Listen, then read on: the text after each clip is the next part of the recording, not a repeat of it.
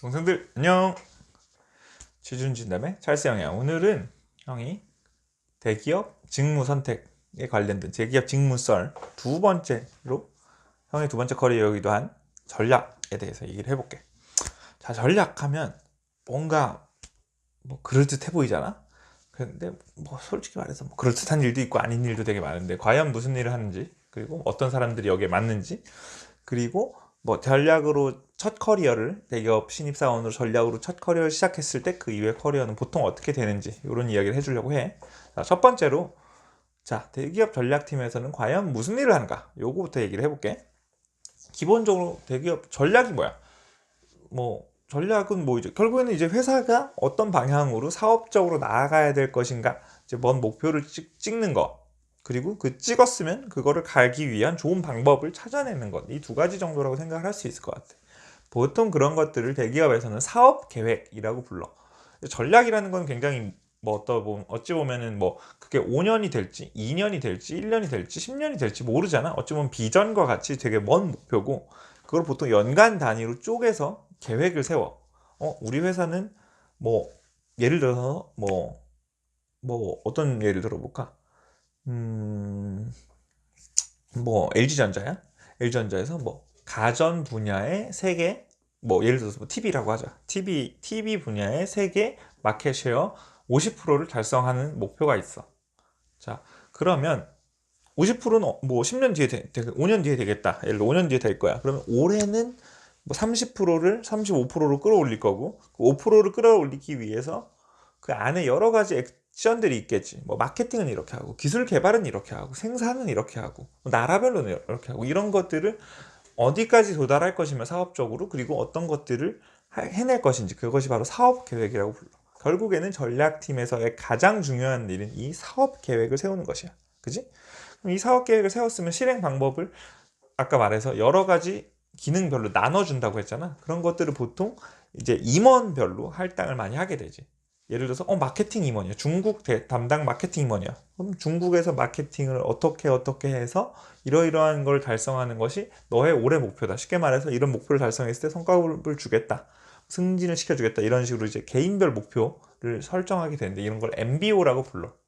MBO를 쉽게 말해서 경영 계획을 달성하기 위해서 개개인별로 달성 목표를 쪼개주는 거야. 조직별로. 그걸 MBO라고 부르는데, 이런 것들을 또 설정해 주는 것이 또 전략팀의 중요한 일이라고 할 수 있어. 그래서 이런 것들을 뭐 이렇게 되면 이제 MBO로 설정이 됐어. 그럼 1년 안에서 어떤 식으로 갈 것인지를 이제 또 해야 되잖아. 그러면은 그런 것들을 어떻게 실행할 것인지 그 개별 조직별로도 세우지만 회사 전체적으로는 당연히 전략팀에서 전체 계획을 세우고, 그 계획들이 잘 이행되는지 모니터링도 하고, 잘 이행되지 않는다면 어떻게 더 잘할지 아이디어도 짜고, 뭐 이런 것들을 하게 되는 거지. 이런 것들을 하는데 사실 어찌 보면 이건 굉장히 큰 의사결정이잖아. 어찌 보면 그래서 전략팀이 하는 여러 가지 업무는 최종 의사결정권자는 대부분이 다 CEO인 경우가 되게 많아. 결국에는 사실은 내가 CEO가 되거나 아니면 뭐 그런 것들을 결정할 수 있는 전략 담당 뭐 임원이 되기 전까지는 전략팀에서 하는 주요 일들은 어찌 보면은 전략 담당 임원, 뭐 CEO 이런 사람들이 아까 말한 어떤 회사의 전략 방향, 사업 계획, MBO 이런 것들을 잘 결정할 수 있도록 어찌 보면 보고서를 잘 만들어서 이 사람들이 충분히 좋은 결정을 할 수 있도록 어찌 보면 가이드라인을 만들어 주는 거다. 것이 어찌 보면 실질적으로 전략팀에서 하는 일이라고 볼 수 있지. 그리고 또한 이런 좋은 가이드라인을 잘 만들기 위해서는 회사 안의 상황에 대해서 가장 잘 알아야 되니까, 회사 안에 있는 사람들이랑 끊임없이 뭐 인터뷰도 하고 정기적으로 뭐 출장을 간다거나 보고서를 받는다거나 해서 회사 안의 정보를 꾸준히 모으는 일, 그런 일도 평소에 하는 일이라고 생각할 수가 있고, 그리고 어찌 보면 전체적인 뭐 시장 상황, 거시적인 뭐 상황이라든지 아니면 우리 산업의 상황이라든지 이런 것들을 계속 모니터링하고, 그리고 또 그 안에서 우리 경쟁자들이 누가 있는지, 경쟁자들은 어떠한 뭐 인수합병을 했다거나 어떤 전략을 쓴다거나 어떤 상품이 나왔다거나 이런 것들도 계속 모니터링을 하면서 우리 회사가 맞는 결정을 내릴 수 있도록 계속 이제 회사 안에 있는 사정들, 회사 밖에 있는 사정들을 모니터링하는 것도 이제 전략팀의 주요한 업무라고 생각하면 돼. 그래서 여러분들이 이제 신입사원으로서 전략팀에 가게 되면 어찌 보면 이런 일, 막 그런 것들을 정리해서 보고서를 만들어 가지고 뭐 보고를 한다거나, 뭐 원페이퍼로 정리를 해가지고 보고서를 쓴다거나, 보고서를 쓰기 위한 백데이터를 모은다거나, 이런 것들을 보고서 업무가 되게 많이 되겠지. 그래서 형이 재무팀에서 아까 전에 다른 영상에서 재무팀에서 가장 많이 쓰는 툴이 무엇일까? 라고 했을 때 엑셀이라고 했잖아. 전략팀에서 가장 많이 쓰는 툴은 일반적으로는 PPT야.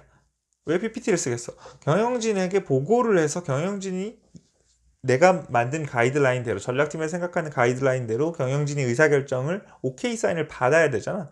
아니면은 경영진한테 A 방법과 B 방법이 있는데 뭐로 결정하시겠습니까? 라고 해서 보고를 해야 되기 때문에 보고를 가장 잘할 수 있는, 논리적으로 좀 보고를 편안하게 할 수 있는, 그리고 그런 보고들이 받는 사람들이 되게 탑 레벨에 있는 리더들이기 때문에 그런 툴을 찾을 수밖에 없게 되고, 보통 많이 쓰는 것이 이제 파워포인트지. 최근에는 뭐 당연히 다른 툴을 쓰는, 파워포인트 그런 거 없이 뭐 이메일로 보고해라, 뭐 그냥 원페이퍼로 보고해라, 이런 것도 정말 많지만 일반적인 경우에 대해서 하는 얘기야.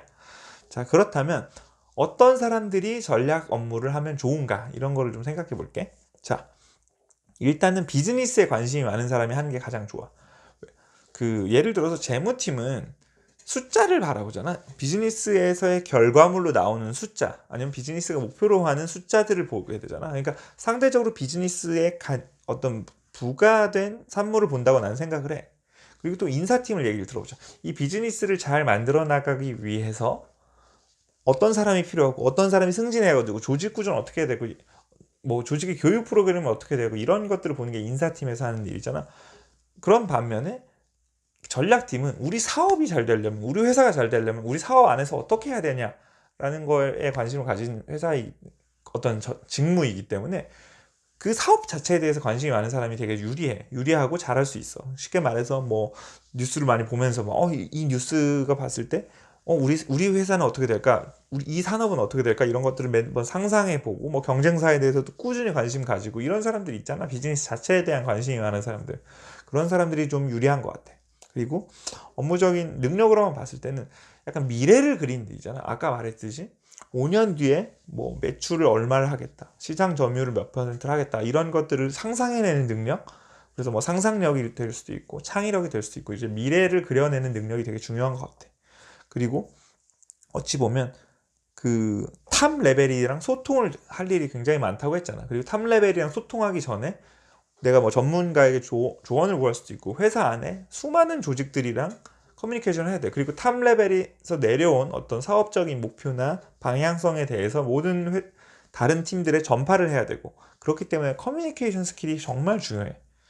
인사팀에 대해서도 나중에 얘기를 해주겠지만, 인사팀에서는 좀 더 사람을 다루는 일이기 때문에 뭐랄까, 어쩌면 좀 더 스무스한, 사람의 감성을 터치하는 좀 커뮤니케이션이 많다면, 전략팀은 정말 업무를 만들어 나가기 위한 비즈니스 커뮤니케이션이 정말 중요한 곳이라고 생각을 하고, 어쩌면 그런 커뮤니케이션 스킬이 굉장히 중요하고, 그것만큼 그 커뮤니케이션을 또 잘하기 위해서는 또 정치적인 약간 왜냐면 탑 레벨과 상대를 해야 되잖아. 그래서 얘가 뭐 우리 CEO가 전엔 이런 판단을 했었는데, 그렇기 때문에 우리의 이번 전략은 뭐 이거를 참고했을 때 이런 거다, 아니면 CEO의 의도는 뭐기 때문에 이번에는 누구에게 이런 지시를 내려야 되겠다, 이런 약간 좀 정치적이고 그런 윗사람들의 의도를 읽어내는 그런 능력이 있거나, 그런 거를 하고 싶은 사람들이 가면 좀 좋을 것 같아. 그리고 어찌 보면 굉장히 많은 정보를 다루는 일이야. 그리고 많은 정보를 취합해서 간단하게 만들어서 그런 걸 보고를 하고, 또 지시가 내려온 것들을 많은 부서에 커뮤니케이션 하기 때문에 적당히 정보를 차단하기도 하고 정보를 오픈하기도 하면서 정보를 취합하는, 그런 정보를 다루는 능력도 되게 중요하거든. 이런 사람들이 전략 업무를 하면 난 좋을 것 같아. 그래서 비즈니스 자체에 대해서 관심이 많아서 뭐 업계의 동향, 뭐 거시적인 동향, 뭐 경쟁사 동향, 이런 것들을 살피는 걸 좋아하고 이런 얘기를 하고 싶은 사람들. 그리고 약간 미래에 대해서 좀 창의적이고 상상할 수 있는 사람들. 그리고 탑 레벨과 커뮤니케이션을 하기 위해서 비즈니스 커뮤니케이션 스킬이 좋고 약간의 정치적인 스킬이 있는 사람들. 그리고 정보를 많이 다루고 정보를 적당히 차단하고 잘 표현을 하고 뭐 이런 것들에 대한 스킬이 있고 잘하는 사람들이 어떤 전략 업무를 하면 좋겠다라고 형 생각을 하고, 자, 전략 업무를 했을 때 이후 커리어는 어떻게 될까라고 생각을 좀 해봤어. 보통 재무 업무에 대해서 내가 얘기를 했었을 때, 재무는 사내에서 재무로 쭉 이제 뭐 재무 안에서의 펑션이 바뀌는 경우는 있지만 사내에서 쭉 올라가는 경우가 되게 많아. 근데 전략 같은 경우에는 그거보다는 조금 더 오픈되어 있는 편이야. 그래서 전략을 하다가 뭐 재무는 뭐 좀 다른 펑션이지만 전략을 하다가 마케팅을 한다거나 영업을 한다거나 뭐 예를 들어서 뭐 프로젝트 매니지먼트를 한다거나 이런 걸 하다가 다시 전략팀으로 오기도 하고 이런 식으로 좀 더 그 인적 교류가 풍부한 편이야. 그리고 어찌 보면은 경력직들도 좀 더 재무에 비해서는 좀 더 많은 편이야. 그래서 공채 출신도 물론 많지만 그 경력직들도 좀 더 많은 편이고 회사 안에서의 다른 펑션으로도 많이 가기도 하고 유입도 많이 된다. 그래서 어찌 보면은 좀 그렇게 제너럴리스트가 되고자 하는 사람들은 전략 업무를 하면 좋겠지. 그래서 형도 사실은 그 형은 재무로 커리어를 시작을 했어. 사실 그래서 형은 사실은 전략 업무나 지금 생각해 보면 그런 게 더 맞았던 것 같은데 형은 어찌 보면은 당시에는 좀 더 내가 가장 합격 확률이 높은 게 뭘까? 아, 그건 재무겠구나라고 생각을 해서 난 재무를 지원을 했었고 결국엔 재무에서 뭐 첫 회사 생활을 시작하게 됐지. 근데 나는 제너럴리스트를 꿈꾸는 사람이어서 어찌 보면 좀 더 유연한 조직으로 가고 싶다라고 해서 형도 재무를 하다가 전략으로 가게 된 거였거든. 그런 것처럼 좀 더 제너럴하게 많은 분야에 대해서 들을 수도 있고 옮길 수도 있는 분야다라고 생각을 하면 될 것 같아. 그리고 이제 뭐 회사 밖으로 나가는 경우에 대해서도 아까도 말했지만 그, 그 경력직 출신들에 대해서 뭐 외부 인력에 대한 어떤 뭐 좀 더 오픈되어 있는 편이야. 그렇기 때문에 뭐 좀 나가는 것도 좀 더 자유롭고 나갔을 때 기회도 많이 찾을 수가 있는 것 같은데 근데 좀 더 어찌 보면 깊이 생각을 해봤을 때는 어찌 보면 내가 철강 산업의 전략팀이야. 그러면은 내가 철강 산업의 뭐 우리 회사의 경쟁사 똑같은 철강 산업을 하고 있는 회사의 경쟁사로 가지 않는 이상 어쩌면 내가 다른 회사로 옮겨갔을 때 뭐 철강과 비슷한 뭐 기계라든지 뭐 이런 곳으로 옮겨갔을 때 철강만큼은 모를 수밖에 없어. 그러니까 그 산업을 잘 몰라서 어찌 보면 전략팀으로서 이동을 했을 때 잘 모를 수밖에 없는 게 사실이야. 그렇기 때문에 전략팀 여러분들이 전략팀으로서 커리어를 좀 생각을 하고 있다면 산업을 옮길 때 뭔가 여러분만의 엣지가 있는 게 되게 좋을 것 같아. 그게 뭐 예를 들면은 뭐 M&A나 그래서 나는 뭐 철강 분야의 M&A를 진짜 잘하는데 이 M&A에 대해서 내가 진짜 죽여줘. 그래서 내가 IT 분야 M&A도 할 수 있고 내가 기계 산업 분야의 M&A도 할 수 있고 뭔가 이런 식으로 뭔가 특정 장점이 있는 게 되게 좋을 것 같아. 아니면은 뭐 이런 사람도 있어. 내가 정부 정책, 뭐 산업부와 커뮤니케이션하고 뭐 산업부의 정책을 읽어가지고 그런 것들 우리 회사에 반영하는데 이런 건 너무 잘해. 그런 거는 꼭 철강이 아니라 다른 데 가서도 정부 정책이 철강에만 있는 게 아니라 에너지나 기계나 관련된 분야로 가서 하는 것도 좀 강점이 있는 것 같더라고요. 그래서 전략팀으로서 여러 그 동생들이 커리어를 생각하고 있다면 나중에 이직까지 생각했을 때 그게 M&A든 뭐 어떤 정책에 대한 부분이든 아니면 법이든 뭔가 아니면 재무에 내가 뭐 전략이랑 재무랑 되어 있는 뭐 쪽이든 아니면 신사업이든 뭔가 이런 식으로 좀 더 전략 안에서도 자기만의 특장점을 찾아서 내가 그거 하나는 전략 안에서도 뭐 최고다라는 것을 만들어낼 수 있다면 이직을 할 때도 좀 더 도움을 많이 받을 수 있을 것 같아.